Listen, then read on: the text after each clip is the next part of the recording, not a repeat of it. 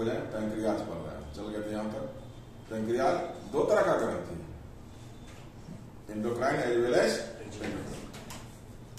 तो दोनों का अलग अलग भाग हम लोग स्टडी करेंगे। एंडोक्राइन पार्ट का स्टडी करेंगे, एंडोक्राइन पार्ट का स्टडी करेंगे। समझ गए ना? एक अच्छा टॉपिक से पैंक्रियाज। डाइजेशन में हर टॉपिक ही इंपॉर्टेंट है क्वेश्चन के व्यू से।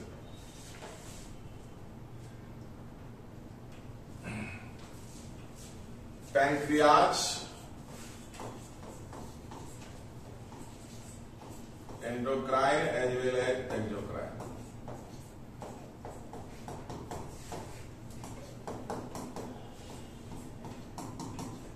लैंग्वेज कम कर देते हैं।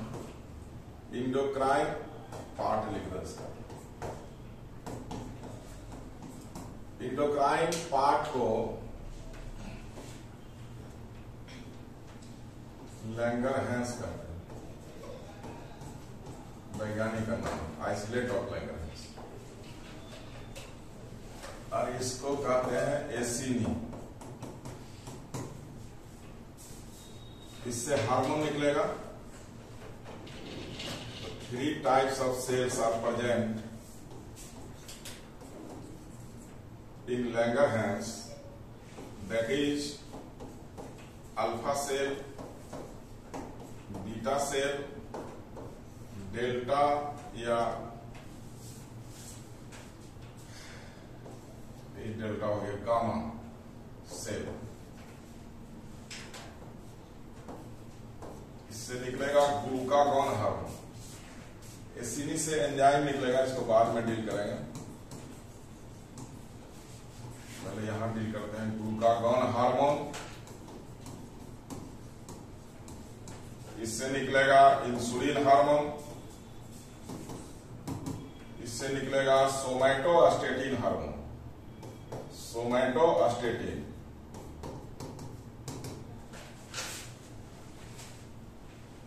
The endocrine part of pancreas is called Langerhans, having 3 types of cell, that is alpha cell, beta cell, delta or gamma cell.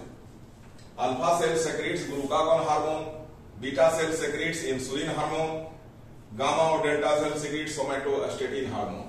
3 hormones are secreted from endocrine part of the pancreas, that is Langerhans. Clear है यहाँ तक ना? अब हम लोग ये जानकारी लें कि ग्लूकागॉन का क्या काम है, इंसुलिन का क्या काम है, सोमैटोस्टेटिन का क्या काम है। इंसुलिन का नाम तो सब लोग सुने हो। Yes sir. क्वेश्चन का शुरुआत हो गया कि इंसुलिन कहां से निकलता है, तो बोलो कहां से निकलता है। पूरा डिटेल में। इंसुलिन सीक्रेटेड फ्रॉम, आंसर क्या हो सकता है? मान लो इससे चॉइस लगा सकता है। बीटा सेल, किसका बीटा सेल? किसका पार्ट है? यानी किसका? इतना ऑप्शन आ सकता है। Insulin is secreted from beta cell of Langerhans of endocrine part of pancreas.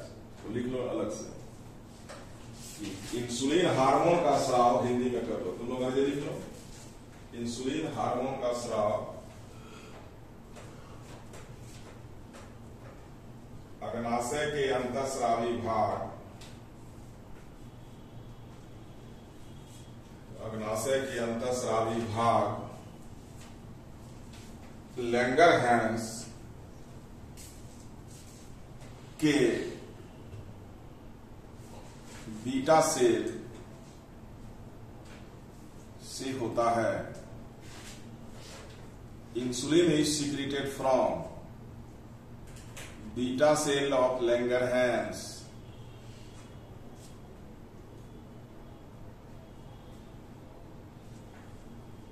Of, एक बार और लग जाएगा, of endocrine part of pancreas, या दैट इज कर दो। Beta cell of Langerhans that is endocrine part of pancreas.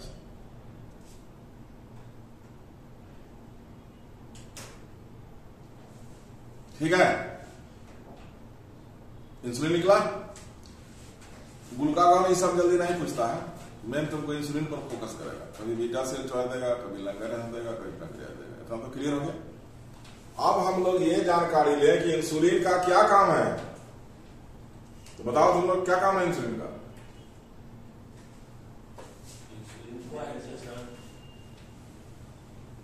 Maintain blood glucose level. क्या काम करता है? अलग से लिखो, insulin maintain blood glucose level. Insulin जो है रक्त में ग्लूकोज की मात्रा का नियंत्रण करता है। मुद्दा ये आ गया। अब ये हम लोग जाने कि नॉर्मल ब्लड ग्लूकोज लेवल कितना होता है? 80 मिलीग्राम से 100 मिलीग्राम प्रति 100 ml पर 100 ml। इसको नोट करो, बहुत इंपॉर्टेंट डाटा है। The normal glucose level in a healthy person is about 80 milligram to 100 milligram per 100 ml of blood. 100 ml blood में कितना ग्लूकोज रहना चाहिए? न ज्यादा रहना चाहिए न कम रहना चाहिए। समझ गए बात? ज्यादा भी रहेगा खराबी है, कम भी रहेगा खराबी है। उस पर चर्चा करते हैं कि रहना कितना चाहिए। तो 80 से 100 मिलीग्राम शॉर्ट में लिखते हैं। ये नॉर्मल ब्लड ग्लूकोज लेवल है, मिलीग्राम। अब समझो, यहां पर समझने का चीज, जैसे हम खाना खाते हैं तो कार्बोहाइड्रेट ज्यादा खाते हैं, पहले से बात चल रहा है, खाते हैं ना 70% 65% कार्बोहाइड्रेट। पचेगा ग्लूकोज में कन्वर्ट होगा। कार्बोहाइड्रेट का यूनिट ग्लूकोज है, प्रोटीन का यूनिट अमीनो एसिड है, फैट का यूनिट फैटी एसिड और ग्लिसरॉल है। सब बता दिया पहले। तो खाना खाने के बाद ब्लड में ग्लूकोज गया तो मान लो 50 मिलीग्राम ग्लूकोज चला गया ब्लड में। शरबत वगैरह पी लिए तो ज्यादा चला जाएगा, मीठा पूरा जम के खा लिए तो ज्यादा चला जाएगा, 100 मिलीग्राम चला जाएगा। इन्हें एक नॉर्मल डाइट ले रहे हैं जो साधारण डाइट है, तो ब्लड में ग्लूकोज ज्यादा नहीं रहना चाहिए, जो नॉर्मल रह जाए वही रहना चाहिए। तो शरीर का व्यवस्था क्या है? ये जो ग्लूकोज आ गया ज्यादा, इसको कन्वर्ट करा दिया जाएगा ग्लाइकोजन में और लीवर में मांसपेशी में जाकर स्टोर कर दिया जाएगा। इमरजेंसी फूड के रूप में। जो 50 मिलीग्राम जो एक्स्ट्रा ग्लूकोज है, सब नहीं, एक्स्ट्रा वाले का कन्वर्सन किसमें हो गया बताइए? और स्टोर कहां हो गया? और ये कन्वर्सन का काम करने के लिए एक हार्मोन की आवश्यकता होती है। उस हार्मोन का नाम क्या है?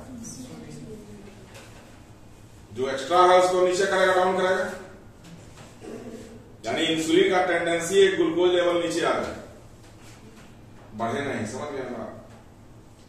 अब मान लो हम भूखे रहते हैं, स्टारवेशन बोलते हैं।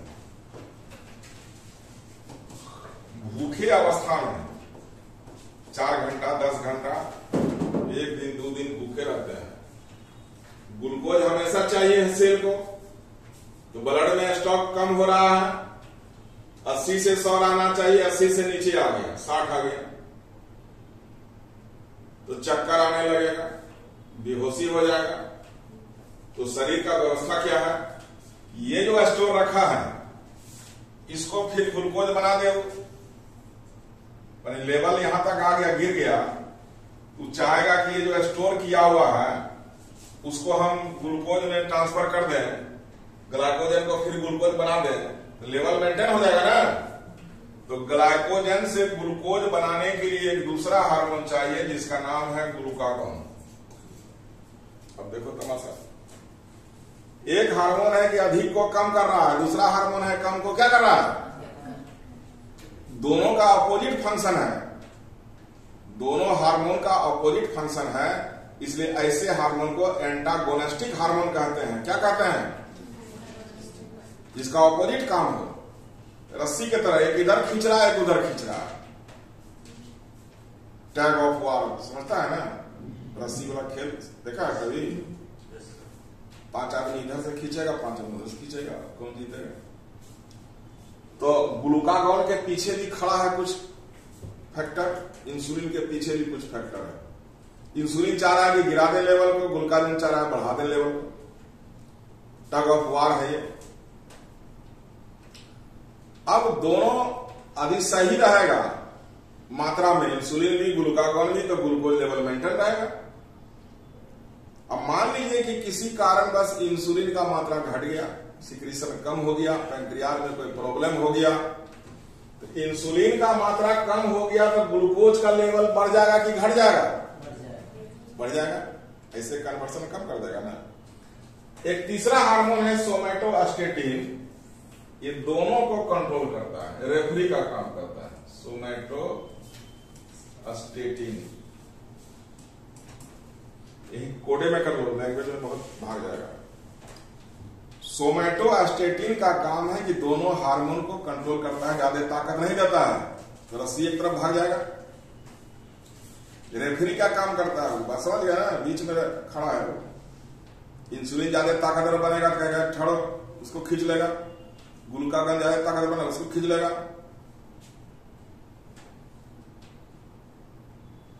एक तीसरा फैक्टर लगा दिया गया है कि ग्लूकोज लेवल इतना इंपॉर्टेंट है हमारे बॉडी में। अब बीमारी का नाम लेंगे हम लोग।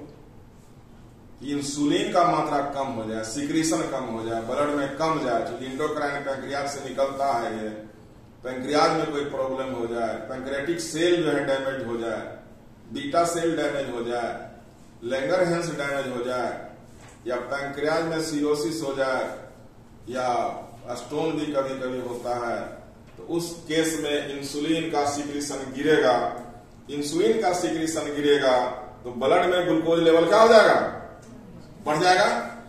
वह एक बीमारी है जिसको डायबिटीज मेलिटस कहते हैं, मधुमेह हिंदी में। नाम तो सब लोग सुना। तो डायबिटीज मेलिटस का कारण less secretion of insulin, by which blood glucose level increases.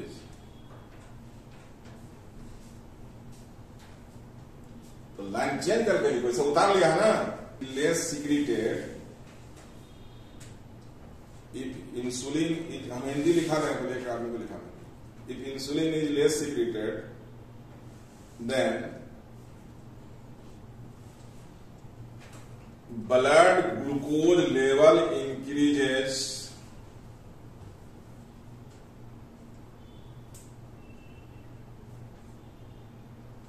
This is a disease called diabetes mellitus, Hindi मधुमेह, डायबिटीज मेलिटस, दोनों नाम लिखना, क्योंकि एक इंसिपिडस भी डायबिटीज होता है। डायबिटीज मेलिटस हिंदी में लिखो, यदि रक्त में इंसुलिन की मात्रा कम हो जाए तो ग्लूकोज की मात्रा बढ़ जाती है, तो ग्लूकोज की मात्रा बढ़ जाती है। यह एक बीमारी है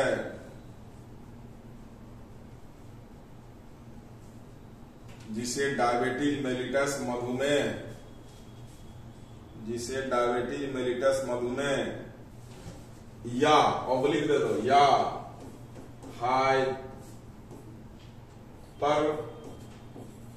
हाइपरग्लाइसेमिया, एक टेक्निकल वर्ड है, हाइपरग्लाइसेमिया कहते हैं। समझो बात को। इंसुलिन घट गया, ग्लूकोज बढ़ गया, इन रिलेशन है। हाइपर माने ज्यादा, हाइपो माने कम। तो ब्लड में ग्लूकोज ज्यादा हुआ तो टेक्निकल वर्ड क्या आ गया?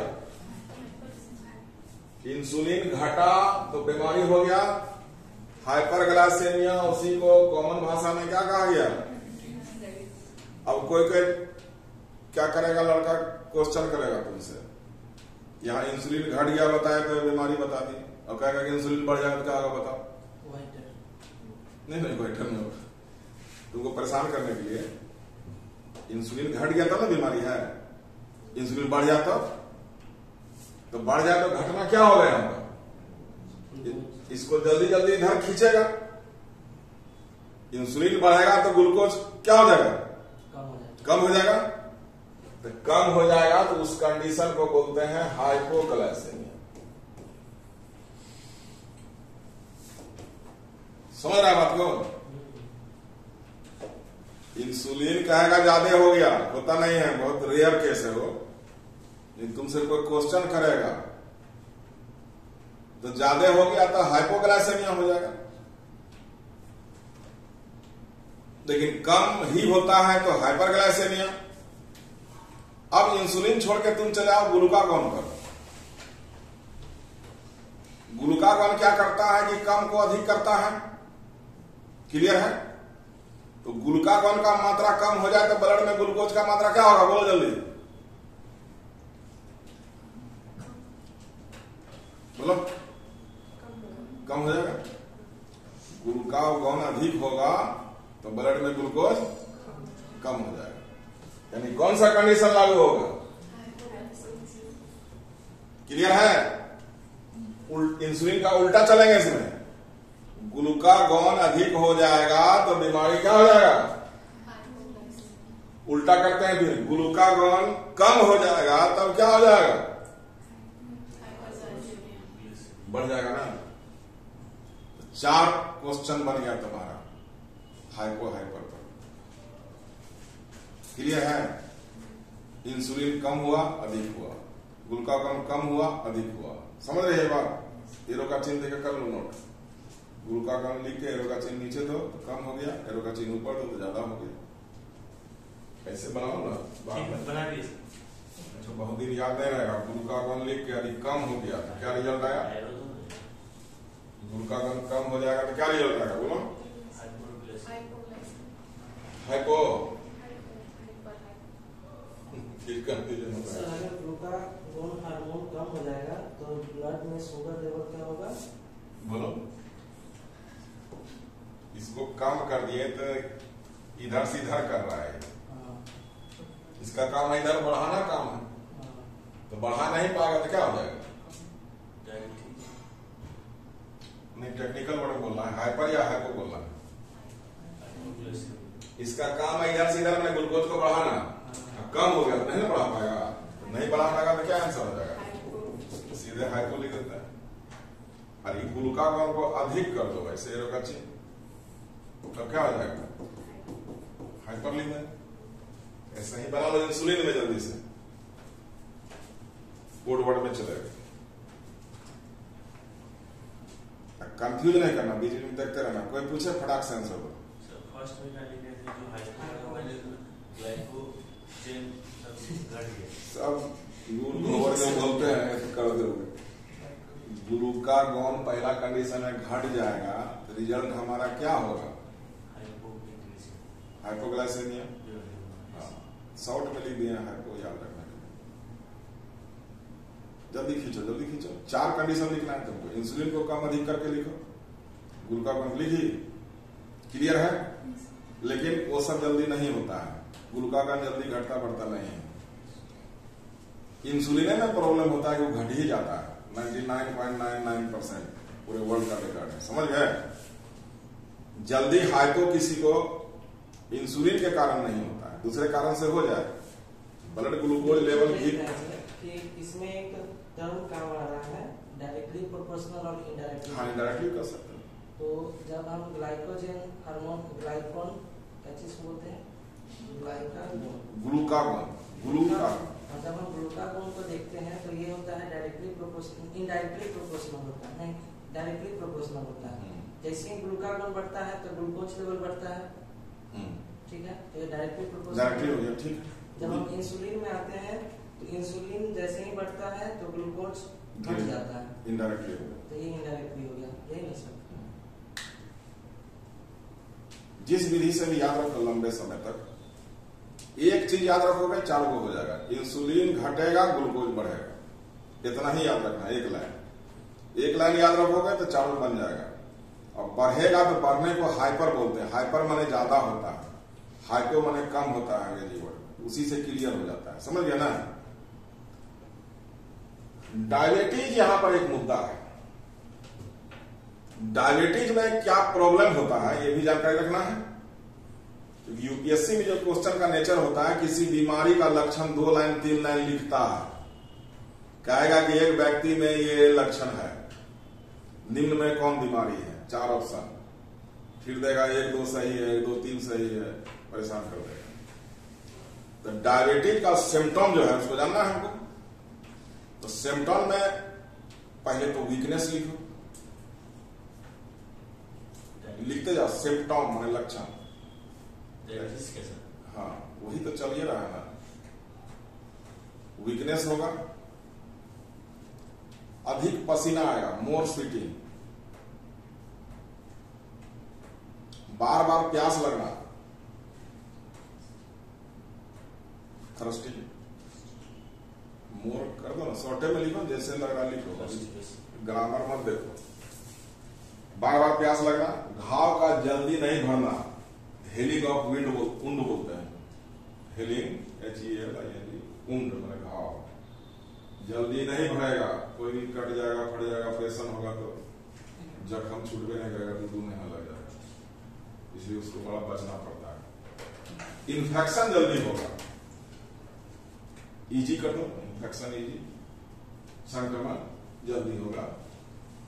Effect on I, effect on kidney, आंख और किडनी पर प्रभाव पड़ेगा, बुरा प्रभाव, बैड इफेक्ट।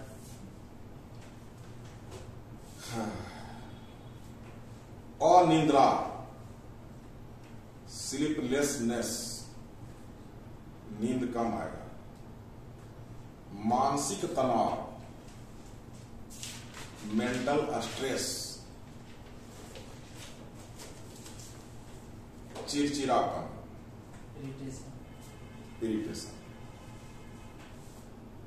ETC लगा। अब क्लियर हो जाएगा, ऑप्शन देगा तो तुमको। जैसे 10 बीमारी है, 10 बीमारी का लक्षण जानना चाहिए। जैसे मान लो डेंगू चलता है मार्केट में, डेंगू का लिख देगा वो। हेपेटाइटिस चलता है, एड्स वगैरह पुराना हो गया, अब नहीं पूछेगा।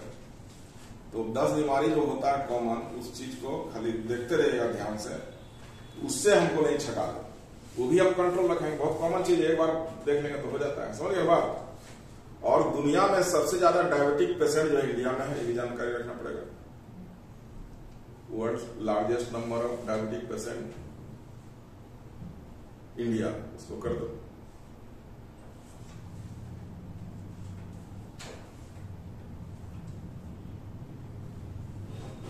कारण क्या है? एक तो कारण है कि पैंक्रियाज में गड़बड़ी होगा, मान लो इंसुलिन का कमी हो जाएगा, ठीक है। दूसरा कारण है लाइफ स्टाइल, फूड। तो लाइफ स्टाइल में है कि ज्यादा आराम करना, ज्यादा कैलोरी लेना। तो ये प्रॉब्लम भी है। जो मान लो 16-16 घंटा ऑफिस में काम कर रहा है, कंपनी का बड़ा बड़ा डायरेक्टर सब है, उसको मीटिंग पर मीटिंग होता है, तो कैलोरी लेते जाता है, सबके साथ खाते पीते रहना है ना। बाहर से आदमी आया, पता नहीं चलता है। कैलोरी लेना कोई गुनाह नहीं है, लेकिन बर्न करना जरूरी है। फिजिकल वर्क से हम उसको बर्न करें, बर्न नहीं कर पाते हैं, टाइम नहीं मेरे पास। अभी डाटा आया है कि WHO का कि पिछले साल से लेकर अभी सेशन में 7.5 लाख आदमी हार्ट अटैक से मरा है। स्ट्रेस कारण बोला, ऑफिशियल स्ट्रेस। कंपनी टारगेट दे देता है, उस टारगेट को पूरा करने के लिए 10 घंटा, 12 घंटा, 14 घंटा लगा हुआ है कंप्यूटर पर। लगा हुआ सोचता है कि कर लेंगे तब नाश्ता करेंगे, खाना खाएंगे, छोड़ दिए खाने, छोड़ दिए। टारगेट है, सैलरी बढ़ेगा, इंसेंटिव बढ़ेगा। अभी 2 डेथ हुआ इंडिया में, उसमें हंगामा मच गया। एक लड़की बंगलौर की थी, कम उम्र की, काम करते करते डेथ हो गया, उसका हार्ट अटैक हो गया। और एक आदमी था वो 40-42 साल का, तो उसका भी डेथ हुआ, वो ऑफिशियल वर्क से। तो अब है कि स्ट्रेस एक वर्ड है। स्ट्रेस होने से ब्लड प्रेशर बढ़ जाता है। जान लो टेक्निक। स्ट्रेस जैसे हम लेते हैं तो एड्रीनलिन नामक हार्मोन जो है रिलीज होता है, जो किडनी के ऊपर एड्रिनल ग्लैंड है उससे एड्रीनलिन निकलता है जो ब्लड प्रेशर को कंट्रोल करता है। अब वो दो खराबी करेगा, तो किडनी प्रॉब्लम करेगा, यदि रेगुलर बीपी बढ़ा हुआ, हाइपरटेंशन जिसको कहा जाता है, आगे चलकर किडनी डैमेज में चला जाता है, उसको बहुत इजी नहीं लेना चाहिए। ब्लड प्रेशर बढ़ा हुआ रेगुलर तो चेकअप होना चाहिए। दूसरा है कि एक लाइन जाएगा डायबिटीज की ओर, स्ट्रेस का। जो भी डायबिटिक पेशेंट है 5 साल 10 साल पिछला हिस्ट्री लेंगे तो स्ट्रेस में है, तो एक लाइन में डायबिटीज है, दूसरे लाइन में किडनी डैमेज है, उसका इधर ना जाके उधर चल गया, डायबिटीज चल गया। डायबिटीज वाला को फिर किडनी प्रॉब्लम हो जाता है आगे चलकर, दोनों डायरेक्शन ले लेता है। समझ गए बात ना? तो मेन काउज स्ट्रेस है, और दूसरा काउज है जो फूड टेकिंग हम लोग करते हैं या लाइफ स्टाइल जिसको कहेंगे, मान सो के उठ रहे हैं, आराम कर रहे हैं, हम बेड छोड़ नहीं रहे हैं, बेडे पर चाय सब चीज पहुंचा रहा है आदमी।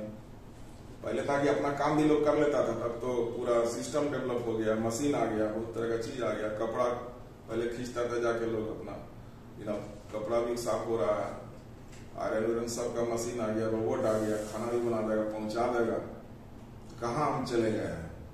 तो हमारा बॉडी उस तरह का नहीं है, उसको चाहिए वर्क, डाइट और नींद। नींद भी एक जरूरी चीज होता है, लेकिन पढ़ने के चक्कर में या काम करने के चक्कर में हम जग जाते हैं, तो वो धीरे धीरे जो है बीमारी में कन्वर्ट होने लगता है। साल 2 साल 4 साल कुछ नहीं होगा, लेकिन आगे लॉन्ग टर्म में इफेक्ट होता है। अब एक बार क्वेश्चन पूछा कि डायबिटीज पेशेंट को क्या खाना चाहिए, उसने ऑप्शन दे दिया। डायबिटीज का कारण पहले लिखा देते हैं। एक तो इंसुलिन पैंक्रियाज की खराबी हो जाएगा, और ओवर डाइट, ज्यादा कैलोरी लेना, डेली हम ओवर डाइट ले रहे हैं, जबरदस्ती खा रहे हैं तो ग्लूकोज लेवल बढ़ जाएगा, तो रोकने का प्रयास कर रहा है इंसुलिन, लेकिन इतना ना ग्लूकोज हम दे देते हैं कि उसका कार्य क्षमता खत्म हो जाएगा, तो ग्लूकोज लेवल क्या हो जाएगा, बढ़ जाएगा। ओवर डाइट लिखो काउज में, cause of diet, over diet, stress लिख लिए। एक जेनेटिक भी है स्ट्रेस। भारत में 60% ज्यादा डायबिटीज जेनेटिक हो गया है, मतलब खानदान में है तो होगा किसी न किसी को। इसलिए डॉक्टर से इलाज करने जाओगे तो पूछेगा हिस्ट्री, परिवार में किसी को है, चाचा चाची फूफा फूफी कुछ हो, तो वहां से आ गया तुमको। जेनेटिक है तो दिक्कत है, और इसका संख्या बढ़ते जा रहा है डायबिटीज का, 10 करोड़ से ऊपर है भारत में, और दिल्ली में सबसे ज्यादा है। दिल्ली में ओवर डाइट ज्यादा है, फास्ट फूड है, काम करने जाना समय नहीं है, 12 जल्दी से निकला, इसमें कोलेस्ट्रॉल वगैरह ज्यादा है, फैटी चीज ज्यादा है, स्वाद लगना चाहिए, जल्दी खाने का मतलब स्वाद वाला चीज है तो जल्दी खा लें, तो रोटी या सब्जी देगा तो खाने में टाइम लग जाता है। अब क्या क्या लेना चाहिए, या जो डायबिटिक पेशेंट है क्या करना चाहिए उसको, तो उसको है कि मॉर्निंग वॉक है, बैलेंस डाइट है, इन्फेक्शन से बचना है, कटने फटने से दूर रहना है, रेगुलर एक्सरसाइज और साफ सुथरा रहना है। का सेंस होता है कि इन्फेक्शन ना हो जाए जल्दी। फल में या डाइट में वो क्या ले सकता है? एक बार प्रश्न था कि मधुमेह से पीड़ित रोगियों को निम्न में कौन से फल लेने चाहिए। बहुत सिंपल अच्छा क्वेश्चन, अपने मन से बताओ। मीठा चीज नहीं लेगा वो, आम तो नहीं खा सकता है, तो मीठा फल नहीं खा सकता है, लेकिन अमरूद खा सकता है, जान लो, जामुन खा सकता है, ड्राई फ्रूट्स ले सकता है, और कैलोरी वाला जितना चीज है, जैसे आइसक्रीम है, कोल्ड ड्रिंक है, सब में रहता है ग्लूकोज, हैवी ग्लूकोज रहता है। उस समझो कि शरबते है, उसमें एक्स्ट्रा एसेंट मिला देता है, कुछ है नहीं वो। और बहुत जगह साइक्रीन मारे रहता है, जो बीवरेज हम लोग लेते हैं ड्रिंक में, सोचते हैं खूब ताकत होगा, माजा का निकला था डिटेल, ग्लूकोज दे दिया है बस, और रंग मिला दिया, आम की तरह स्वाद दे दिया है, तो लगेगा कि हम आम का जूस पी रहे हैं, बहुत ताकत होगा। वो समझो चीनी पानी पी रहे हैं, उतना दाम दे रहे हैं, उसे चल 2 चम्मच चीनी दे के अपना घोल लो, ज्यादा ठीक है, नहीं डाल दो। तो ये कंपनी कर रहा है, तो उसमें कोई पौष्टिक कुछ नहीं रहता है, तो ग्लूकोज लेवल हमारा बढ़ता है। चिप्स हम खाते हैं छोटा वाला, 300 कैलोरी होता है उसका, पता तो नहीं चलता है।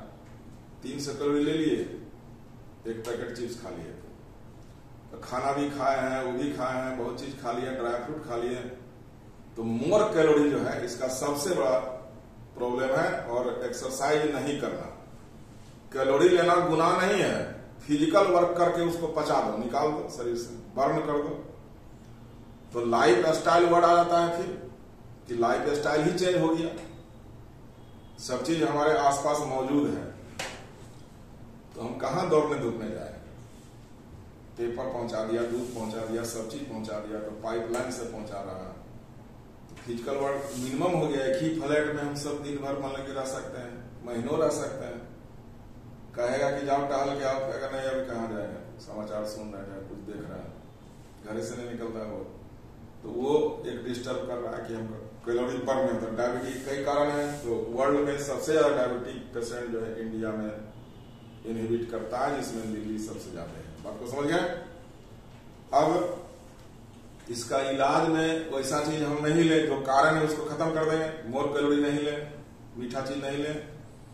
स्टार्च का मात्रा सबसे ज्यादा आलू में है, ऐसा ही प्रश्न पूछा है। सेकंड नंबर में चावल आता है, इसलिए चावल आलू जो है काफी कम मात्रा कर दिया जाता है डायबिटिक पेशेंट को। गेहूं ले सकते हैं, रोटी ले सकते हैं, सब्जी ले सकते हैं, फल ले सकते हैं।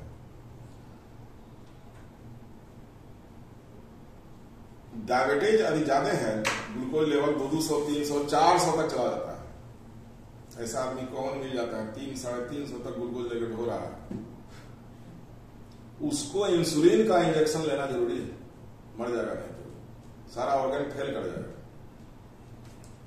इंसुलिन अब डोज के अनुसार है, कोई 2 दिन में लेता है, कोई डेली लेता है, कोई 1 दिन में 2 बार लेता है, अपने से मार लगा यहाँ चाहे पेट में, चमड़ा में देता है, साथ ही लेके चलता है, ऐसा आदमी देखा है। तो वही उसका अंतिम उपाय है। लेकिन इंसुलिन का इंजेक्शन लेने से साइड इफेक्ट होने लगता है, फिर दूसरा अंग में डिस्टर्ब करेगा। चलिए, पैंक्रियाज हम लोग पढ़ रहे थे। पैंक्रियाज का 2 पार्ट है।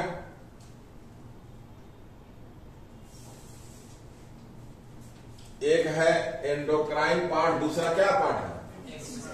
इससे क्या निकलेगा? तो अब यहां से आ जाओ, तब ये खत्म हो जाएगा। तो लिखो, एक्सोक्राइन पार्ट ऑफ पैंक्रियाज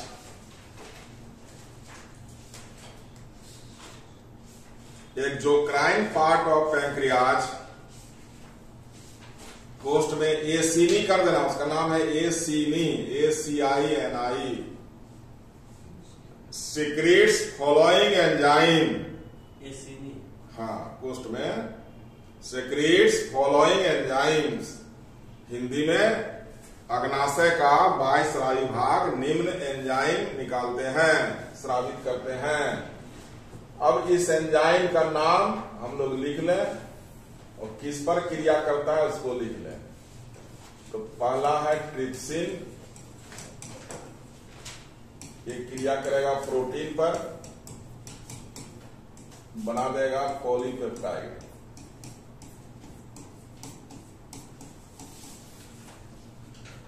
दूसरा है एमाइलेज, ये क्रिया करेगा स्टार्च पर, बना देगा माल्टोज। और तीसरा एंजाइम है लाइपेज, ये क्रिया करेगा फैट पर, बना देगा fatty acid plus glycerol.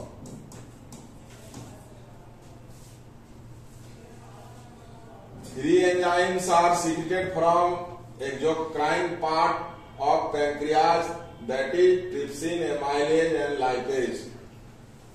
Trypsin acts on protein and convert them into polypeptide. Amylase acts on starch, convert them maltose. Lipase acts on fat, convert them fatty acid and glycerol.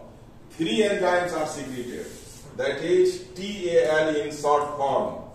You must have to note that TAL. TAL, T for trypsin, amylase and lipase, इतना ही याद रखना तो लंबे समय तक याद रहेगा। Pancreas से TAL लिखिए। अब TAL का फुल फॉर्म बताओ। तो सीन लगा हुआ प्रोटीन पर क्रिया करेगा, पहले बता चुके हैं। और फैट के लिए एकमात्र एंजाइम है लाइपेज, बाकी जो बच गया कार्बोहाइड्रेट का एंजाइम होता है। तो क्लियर कर दिए यहां भी। एंजाइम का नाम याद रखने के लिए शॉर्ट तरीका हो गया, या कभी भूलेंगे नहीं जल्दी। TAL याद रखिएगा, पैंक्रियाटिक एंजाइम जब भी आएगा दिमाग में TAL, trypsin, amylase, lipase. Lipase fat के लिए एकमात्र एंजाइम है, सीन लगा हुआ है, निश्चित है प्रोटीन पर रिएक्शन लेगा। समझिएगा। अब पैंक्रियाज हम लोग यहां पर क्लियर करेंगे। हमारा एंडोक्राइन और एक्सोक्राइन दोनों पार्ट क्लियर हो गया। उसमें रिवाइज करो, कहां पूछना है तो देखो, इससे कहीं भी क्वेश्चन तुम्हारा नहीं छूटेगा।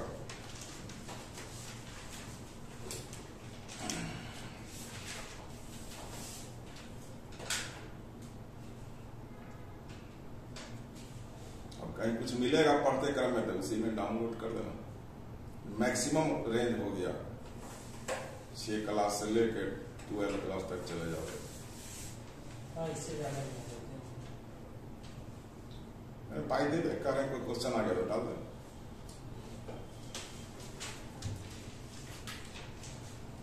एंडोक्राइन एंजियोक्राइन सारा अंतर करा दिए।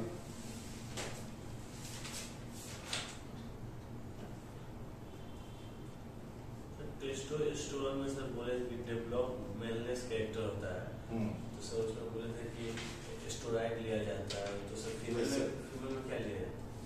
नहीं, कृत्रिम स्टेरॉइड जो है आर्टिफिशियल, फीमेल भी ले सकती है। 6 घंटा सब है, किडनी से फिर फिल्टर हो जाएगा।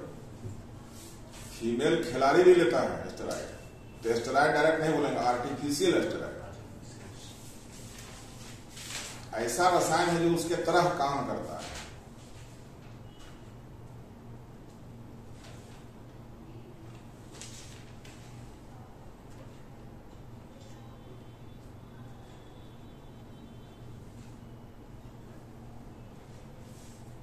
सेपरेट टॉपिक जैसे क्लियर करो, जैसे लीवर है तो लीवर के बारे में जो भी इंफॉर्मेशन तो उसी जगह डालो। समझ गया ना? तो तुम्हारा हर टॉपिक क्लियर होता जाएगा, क्वेश्चन नहीं छूटेगा। लीवर का जो भी मान लो किसी जगह पढ़ रहे हैं, मैगजीन में पढ़ रहे हैं, बुक में पढ़ रहे हैं, प्रीवियस क्वेश्चन देख रहे हैं, कुछ एक्स्ट्रा बात आ गया लीवर में नोट कर लेता है। सारे चैप्टर का सही अरेंज कर लो तो कंपटीशन तुम्हारा इजी हो जाएगा। टॉपिक्स भाई चलते रहो चलते रहो। क्या पूछेगा कहना मुश्किल, कोई नहीं जानता क्या पूछेगा, लेकिन इसी में पूछेगा बस।